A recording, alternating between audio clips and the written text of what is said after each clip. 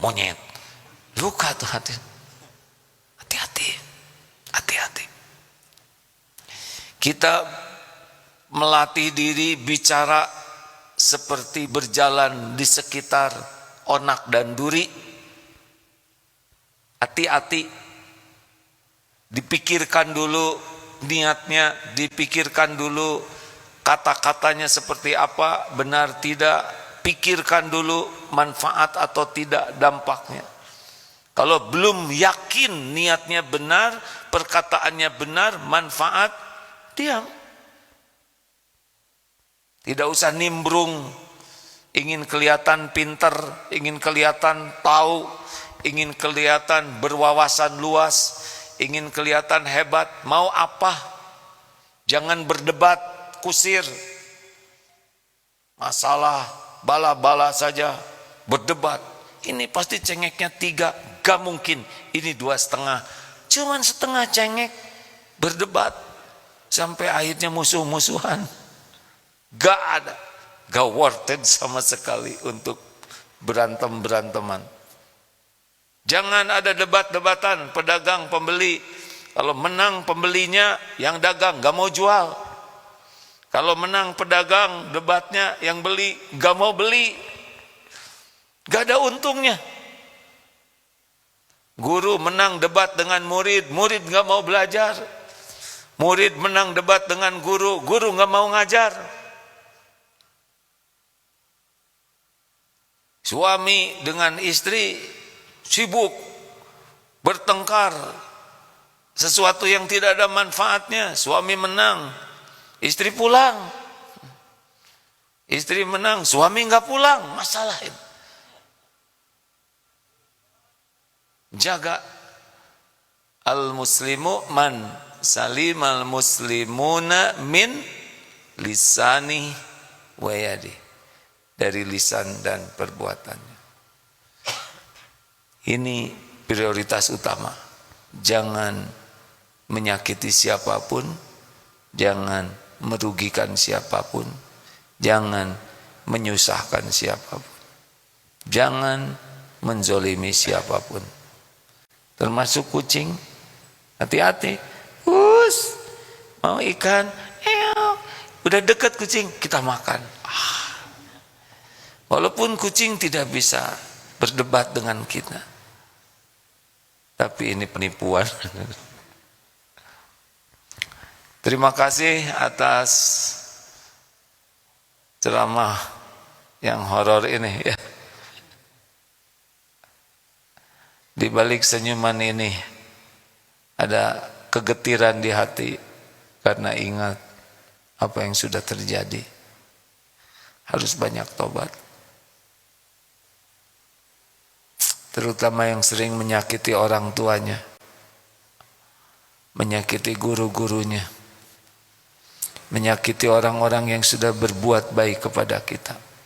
Ada yang bertanya, kenapa di Al-Quran lebih banyak perintah anak berbuat baik ke orang tua daripada orang tua berbuat baik ke anak?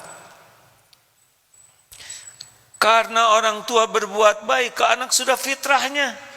Tidak disuruh juga berbuat baik. Tidak mungkin kita punya anak tidak ngejagain. Anak bayi nggak mandi, pasti dimandiin, disusui, diberi pakaian. Sudah fitrahnya. Tidak ada perintah di Quran, cuk beri susu, beri pakaian yang detail kepada anak misal. Walaupun ada seperti itu, tapi tidak sebanyak perintah anak berbuat baik ke orang tua.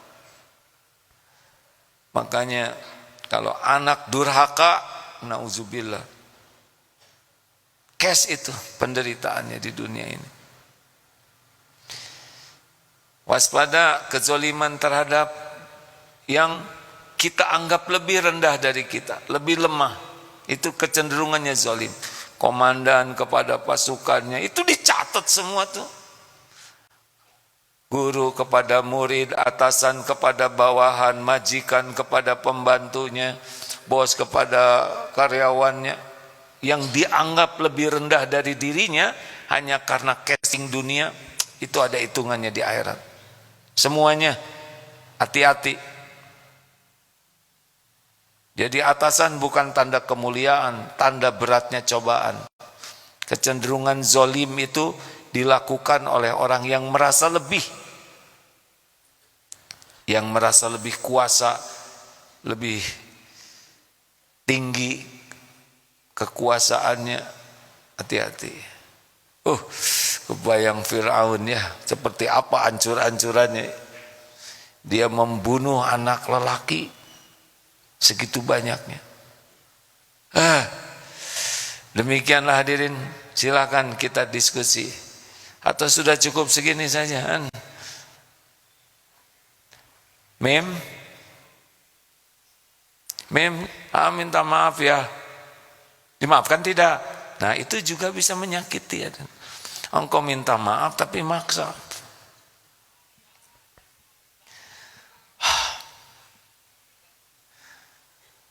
Ini jadi nyiksa diri nih ceramah hadirin. Ya ceramah tapi jadi Allah membuka file-file itu. Ngurus pesantren ini sudah lama. Udah berapa banyak ini yang teraniaya oleh saya. Sengaja tidak sengaja. Gara-gara syariatnya jadi posisi kiai, harusnya kiai itu adalah orang yang paling baik di pesantren ini. Kalau saudara ingin cari orang sopan, harusnya bukan lihat muridnya yang sopan. Astagfirullah. Ada pertanyaan silakan. Tidak ada yang nanya. Cek. Ya. Izin A dari Medsos. Dari mana? Dari Instagram A. Silakan. Assalamualaikum A. Afwan, Ustadz izin bertanya, bagaimana cara bertaubat yang benar?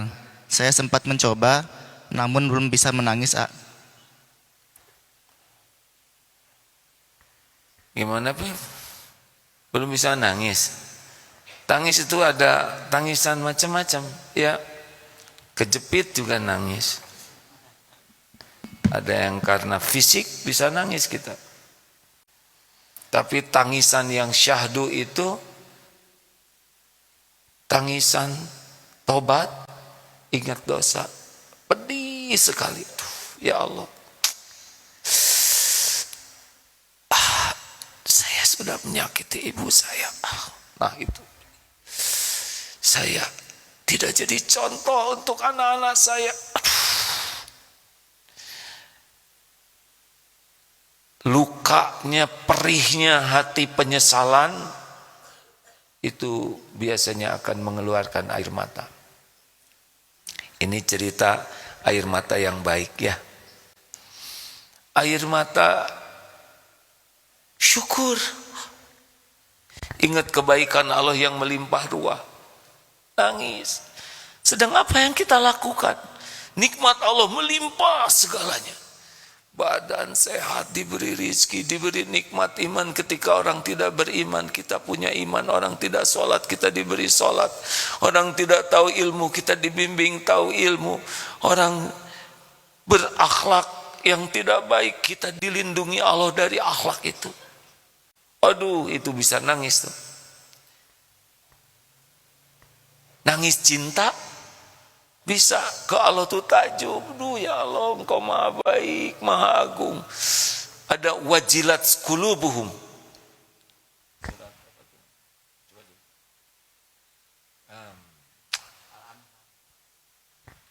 Coba punten baku pangbukakeun ya. Innalladzina, orang yang wajilat qulubuhum, yang bergetar hatinya jika mendengar nama Allah, dan jika dibacakan ayat-ayat Allah itu jadathum iman, nambah imannya.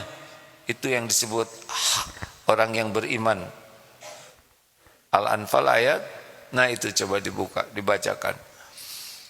Kemudian ya tangisan-tangisan rindu kepada Allah, itu bisa nangis itu. Saking bahagianya memiliki keyakinan ke Allah. Ya mungkin itu bukan tingkatan kita menangis tobat aja dulu lah ya. Gimana kok saya susah tobat? Tahu penyebab susah tobat?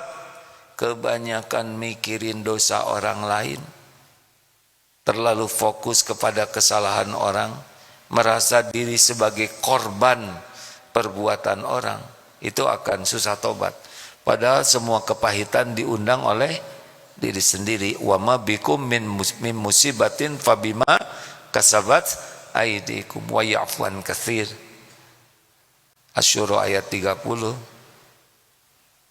Kepahitan apapun yang menimpa kita yaitu undangan kelakuan kita sendiri. Lanjut. Ya. Boleh dipinjami mikrofonnya. Kata kunci sesudah selesai pengajian ini adalah hati-hati. Mau bicara apapun, mau berbuat apapun, pastikan tidak merugikan. Ya. Assalamualaikum. Maaf izin nanya. Pertanyaan pertama itu jika ada orang tua sering memarahi ataupun memaksa anak-anaknya hingga mengancam untuk memukul anaknya, bagaimana tanggapan anaknya tersebut? Yang kedua, terus seandainya orang tuanya melakukan kesalahan, apakah anak itu bisa menegur orang tuanya? Terima kasih. Idealnya orang tua kita sudah lebih baik daripada anak-anaknya. Tapi faktanya tidak semua orang tua memiliki tingkat keilmuan untuk berakhlak baik, tidak semuanya memiliki tingkat keimanan sehingga punya keikhlasan dan kasih sayang yang tepat. Tidak semuanya ada dalam lingkungan yang baik. Bagaimana kalau orang tua kurang baik, belum baik? Yang pertama, ridho dulu dengan takdir episode ini. Kita tidak milih orang tua. Kita tidak milih lahir dari siapa. Allah yang menentukan kita lahir lewat siapa. Ridho. Ya Allah, saya terima saya jadi anak ibu bapak saya. Terima, karena itu bukan takdir memilih, itu takdir yang pilihan Allah. Faman radiya falahu ridho. Bukan ridho kepada keburukannya, tapi ridho ditakdirkan Allah jadi anaknya. Ada yang orang tuanya belum Islam, ada yang orang tuanya bergelimang dosa dan kesalahan. Sesudah kita ridho dengan takdir ini, harus ridho dulu. Tidak boleh, kenapa saya lahir dari ini, Allah tidak adil. Itu tidak menyelesaikan masalah. Kenapa? Karena sudah lahir. Ya, seperti lagi jalan, genteng jatuh kena jidat, benjol. Kita tidak bisa mengatakan saya tidak terima. Tidak mungkin, karena tanda terimanya sudah ada. Benjut. Saya terima, ya Allah, takdir ini. Pasti ada hikmahnya, pasti rencana Allah yang terbaik. Yang kedua, kita harus jadi orang yang berjuang sekuat tenaga agar ibu bapak bisa selamat. Kalau yang belum Islam, orang tuanya sekuat tenaga meminta kepada Allah dan menjadi anak yang baik supaya Allah memberi hidayah kepada yang belum Islam. Bagi orang tuanya yang belum sholat, banyak maksiat, sekuat tenaga kita berusaha agar Allah memberikan hidayah taufik sehingga orang tuanya bisa tobat, bisa berubah. Tapi orang tuanya nyakitin terus, maafkan. Wal kadhiminal ghaidha wal 'afina 'anil nas wallahu yuhibbul muhsinin. Maafkan. Jangan marah ke orang tua. Kita boleh tidak suka kepada kelakuan yang salah, tapi tidak boleh jadi benci kepada hambanya. Rasulullah SAW membawa risalah Islam itu agar orang itu selamat. Dari yang tidak iman jadi iman, yang kurang iman jadi kuat iman, yang berdosa jadi tobat. Maunya Rasul itu orang itu selamat. Bagaimana mungkin kita menginginkan orang tua yang jadi jalan kelahiran kita tidak selamat? Kan? Padahal setiap perbuatan buruk orang tua ke anak, kalau anak bersikap benar, itu rontok dosa tuh. Ya, setiap kita tersakiti, dosa kita berguguran. Baik terus. Nangis, minta ke Allah. Supaya orang tua diubah menjadi lebih baik. Supaya orang tua diampuni. Supaya orang tua diselamatkan. Karena darah dagingnya ada pada tubuh kita. Itu sudah ketentuan Allah. Allah melihat anak yang lapang, anak yang pemaaf, anak yang tidak marah, anak yang mendoakan. Ini kembali ke anak itu sendiri. In ahsantum, ahsantum li anfusikum, wa in asatum falaha. Jika kamu berbuat baik, kebaikan itu untuk dirimu sendiri. Jadi kalau kita sebagai anak berlapang dada, tidak marah, memaafkan, terus berbuat baik, ya kembali ke kita kebaikan itu. Dan hadiahnya mudah-mudahan orang tuanya diselamatkan. Gini rekan-rekan ya, kalau ada orang berbuat jelek ke kita, kita harus syukur. Kenapa syukur? Bukan kita yang jadi dia. Kayak kita kecurian, kita harus syukur, bukan kita yang jadi copetnya. Kita ditipu, kita bersyukur Allah memilih kita bukan jadi penipu. Kita sama berpeluang berbuat jahat loh hadirin. Hanya karena Allah melindungi saja, kita tidak berbuat jahat. Naluri nafsu itu ingin berbuat kejelekan. Perlindungan Allah lah. Maka doanya Allahumma hadini li ahsanil akhlaq la yahdi li ahsaniha illa anta. Wasrif anni sayyi'aha la yasrifu anni sayyi'aha illa anta. Ya Allah, tunjukkan kepada hamba akhlak yang baik. Tidak ada yang bisa menunjukinya selain Engkau. Palingkan hamba dari akhlak yang buruk. Tidak ada yang dapat memalingkannya selain Engkau. Lanjut.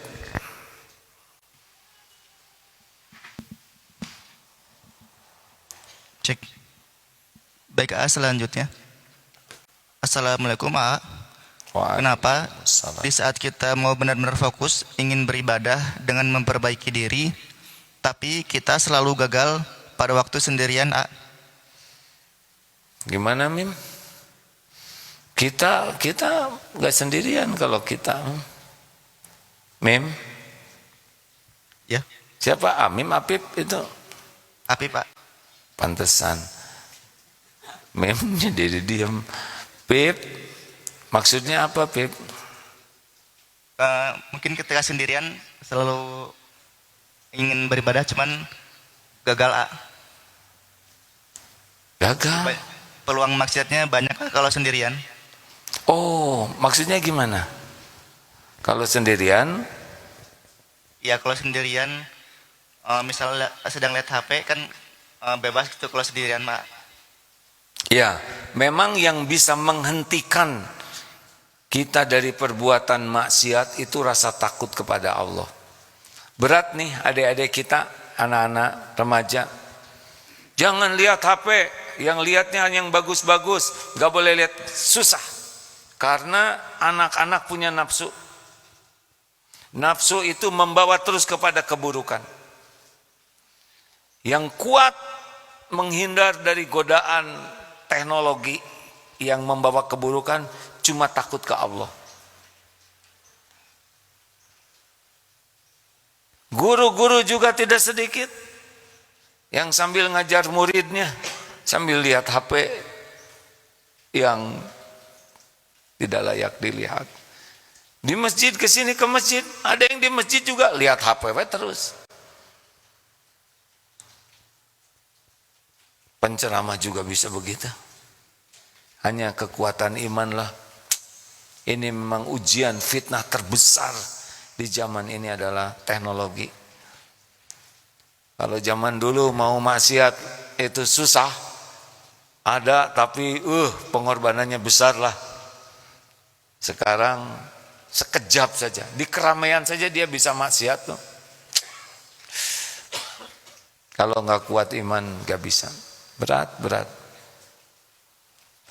Ceramah yang semalam tuh kuncinya ya. Satu, jujur tidak ke Allah, kita tidak mau maksiat.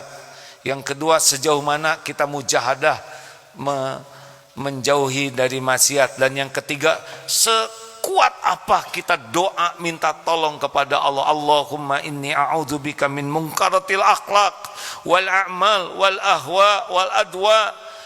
Ini minta perlindungan Allah dari akhlak yang buruk, dari nafsu yang buruk, dari penyakit, dari hawa nafsu yang buruk dan penyakit. Terakhir mem itu semalam sudah dibahas tuh. Mungkin nanti di Istiqlal akan dibahas lagi hari Ahad tentang bagaimana kiat supaya kita dalam jeratan nafsu, dalam jeratan kesulitan, dalam jeratan cobaan, dalam jeratan masalah bisa ditolong oleh Allah. Ada 3 kuncinya semalam. Satu apa? Jujur kepada Allah. Jadi hatinya ini sama tidak? Ingin tidak kita benar-benar menjadi orang yang diselamatkan. Karena tidak semua punya keinginan tekad kuat jadi orang yang baik, dekat dengan Allah, disayang Allah. Itu tidak semuanya. Tapi ada tidak di sini tuh. Dan apa ciri orang yang jujur kepada Allah? Mencintai apa yang Allah perintahkan. Cinta kepada perintah-perintah Allah itu suka, ini jujur ke Allah nih. Tapi kalau ke Allahnya enggak jujur, ya enggak ada kekuatan karena Allah tahu isi hati kita. Yang kedua, mujahadah. Kegigihan kita untuk bersungguh-sungguh memperbaiki sholat. Biasanya mujahadah yang pertama adalah mencari ilmu. Karena gerbang kebaikan itu dari ilmu. Wa may yuridillahu bihi khairan yufaqihu fiddin. Barang siapa yang dikehendaki Allah kebaikan baginya, Allah pahamkan agama. Makanya seberapa gigih untuk memahami, bukan untuk tahu ya. Seberapa gigih mengamalkan. Contoh sholat ya, seberapa gigih ingin sholatnya khusyuk, seberapa gigih belajar tentang ilmu sholat khusyuk, seberapa gigih kita berusaha memiliki sholat yang khusyuk. Nah ini dinilai oleh Allah. Walladzina jahadu fina lanahdiyannahum subulana. Nanti Allah nuntun. Yang ketiga adalah benar-benar menghibah pertolongan Allah dan yakin hanya Allah yang bisa menolongnya. Jadi doa itu betul-betul, ya Allah tolong. Karena yakin yang bisa mengubah kita itu adalah Allah. Jadi kalau kita misalkan, aduh saya susah nih menghindar dari maksiat, tanya 3 tadi. Sudahkah pernah jujur ke Allah ingin minta jadi bukan ahli maksiat? Sudahkah kita bermujahadah untuk berjuang ya mengatasi maksiat kita?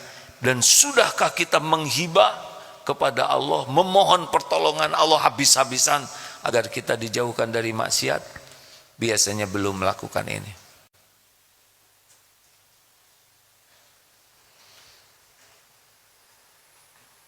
Begitu. Terima kasih. Ini kelamaan ya saya ceramah ya. Bosan enggak Bu? Alhamdulillah.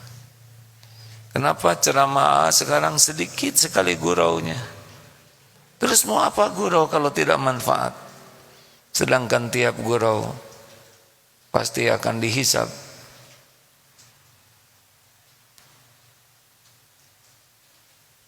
Kenapa sekarang kalau bicara pakai diam, mikir? Daripada bicara terus tergelincir, mending diam aja mikir dulu. Besar harapan Allah nolong supaya ilmunya manfaat. Terima kasih sahabatku yang baik. Semalam ada yang bertanya kenapa MQTV kok mulut dengan suara AA tidak sinkron, delaynya tidak 3 detik. Jadi saya sudah ngomong apa mulut baru mangap, memang agak horor. Untung kita real time, benar? Coba kalau saya bicara begini baru kedengaran, aduh repot. Itu MQTV sedang diuji, peralatannya harus diperbaiki. Nilainya 17 juta, ada semacam alat konverter. Bagi yang mau berwakaf, MQTV sudah bisa dirilai secara digital ya dengan baik. Hanya alat ada yang kurang. Emang susah TV Islam? Susah, jarang ada yang mau ngiklan. Ya, tapi Allah akan mencukupi. Bagi yang tertarik mau ikut sedekah untuk peralatan MQTV, silahkan. Terima kasih seluruhnya. Kita tutup dengan doa akhir majlis. Subhanakallahumma wa bihamdik asyhadu alla ilaha illa ant astaghfiruka wa atubu ilaik. Assalamualaikum warahmatullahi wabarakatuh. Kita tercipta untuk saling berbagi, untuk saling merangkul, untuk saling bermakna bagi semua insan. Dengan bisa sekolah, kita bisa berbagi kebaikan dengan mewujudkan harapan mereka untuk terus melanjutkan pendidikan. Insya Allah, setiap ilmu yang mereka amalkan akan menjadi amal jariah untuk kita semua. Terima kasih kepada donatur dan orang tua asuh yang telah berdonasi melalui DT Peduli sehingga saya bisa sekolah di SMA Askia Islamic School. Alhamdulillah kami bisa sekolah. Bersama Bisa Sekolah, kita tingkatkan mutu pendidikan anak Indonesia.